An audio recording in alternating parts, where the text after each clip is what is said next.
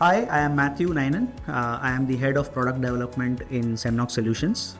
Today, actually, we will delve into the chargeback scenario and how friendly fraud is becoming one of the most common reasons for chargebacks, and how Semnox as a system is able to actually counter that whole chargeback scenario and provide enough tools to the operator to help them mitigate this entire chargeback disputes which they get. Mathew, tell us, why is friendly fraud becoming a growing problem for operators? A friendly fraud is nothing but a customer comes, pays via the credit card, consumes the service, and later disputes that service. Says that no, he or she never made that payment. So that is nothing but a friendly fraud. What happens because of that is the chargeback increases. There is too much effort needed by the operator to manage this chargeback, respond to that dispute, collect all the data. So there is too much operational cost and effort being spent to manage this whole chargeback process. The key problems and why it happens to the operator is because, one, what happens is it's a card not present scenario. So typically what happens is the guest will book online, they will render the service, they'll consume the service, and later it's very easy for them to raise a dispute or raise a chargeback. But the entire onus now falls on the operator. They have to prove that that chargeback is not valid. They have to prove that these are the things which happened, the guest had come on at this time, and that is how it becomes very challenging for the operator to actually go through the entire journey, show the data points, and say that it's actually not a chargeback. So that is the biggest, one of the key problems. The other one is related to the entire process of customer not able to understand when they look at the statement, where did they spend. So for example, today if you see many of the statements, it is very difficult to understand the real legal name. The legal name might be completely different which is shown on the statement compared to where they had paid. So that could also result in a dispute being raised, though they understand that the service was rendered, but they might raise a dispute because they don't understand that statement line in the bank statement. So that could also be one of the reasons.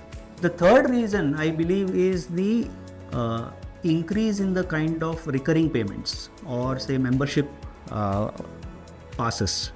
What happens in membership passes or recurring payments is that the customer is actually paying for a recurring service. Every year they get some services which are entitled for them, and there is an automatic payment which happens from their credit card. So that also raises a dispute, and that also leads in the operator actually spending a lot of time explaining that whole process, explaining to the customer this is why the payment was done, and leading to a chargeback scenario and the operational cost for the operator. So I believe these are the key problems why the friendly fraud, as you say, has increased over the recent years. Interesting. So what are the common loopholes fraudsters exploit in today's payment systems? So the key loopholes in the payment system today is around the, again coming back to the card not present scenarios. If you notice or if you observe, most of the chargebacks are usually relating to card not present scenarios. The biggest culprit I feel here is again related to the friendly fraud cases. So most of the chargebacks which happen today are related to the friendly fraud cases. So the second most important aspect in this, or the problem which I see, is the fraudsters actually, they are not actually targeting the payment system. The payment system, as you know, today is very secure. They target the loopholes around it. Like for example, when in a card not present scenario, when a credit card payment is being taken, there is hardly a customer authentication process which happens. Though it is now prevalent in countries like UK or in European regions, in US it is still not very prevalent to ask for a customer authentication. So that in itself creates a loophole where fraudster can actually make use of this loophole. And typically if you see, the cases are where the credit cards are stolen and the fraudster has actually used that credit card to make a payment. And what finally happens is that the actual owner of that credit card is raising a dispute. So in this case, I think the only thing which can be done is increase the authentication process. Have something like a SCA process which will actually authenticate the customer through a OTP process, or asking for some additional secret questions, for example, which will make sure that the kind of chargebacks which are raised will reduce drastically. And most importantly, how can operators stay ahead?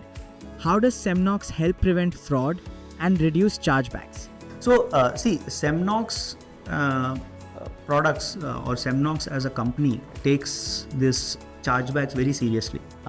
We put a lot of focus during the initial development phase itself to take care of some of these security loopholes, how to address some of these issues upfront during our initial development stage itself.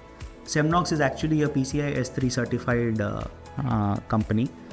We also conduct on a yearly basis various penetration testings. We do an independent audit to make sure that there is no scenario where a loophole is introduced as part of any of our product releases. In general, what we focus more on is a two-phased approach. One is to prevent the situation of a chargeback. Second is knowing that chargeback could still happen, how to give enough tools to our operators so that they are able to respond to that chargeback dispute without spending too much effort, without increasing their operational cost a lot, right?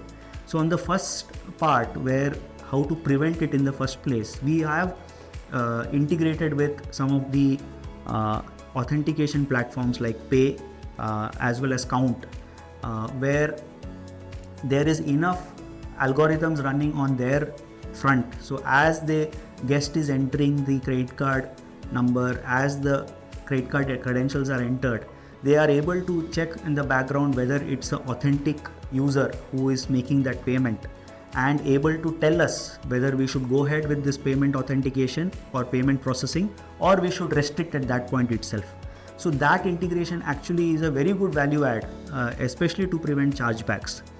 The second aspect is more around, as I told about, how to, given a situation of a chargeback, how to prevent or how to give enough tools.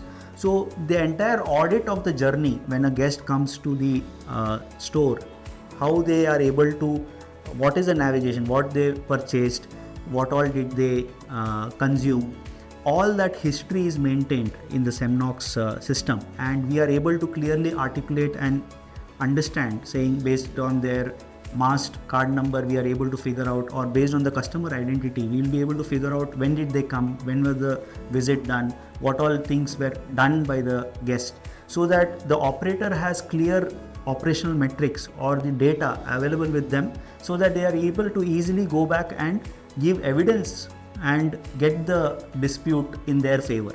So these two aspects are very important in the from a system perspective, to make sure that the chargebacks are reduced in the first place, and even if chargebacks happen, how we are able to address that whole chargeback scenario or the story around it, so that we are able to help the operator win that chargeback dispute.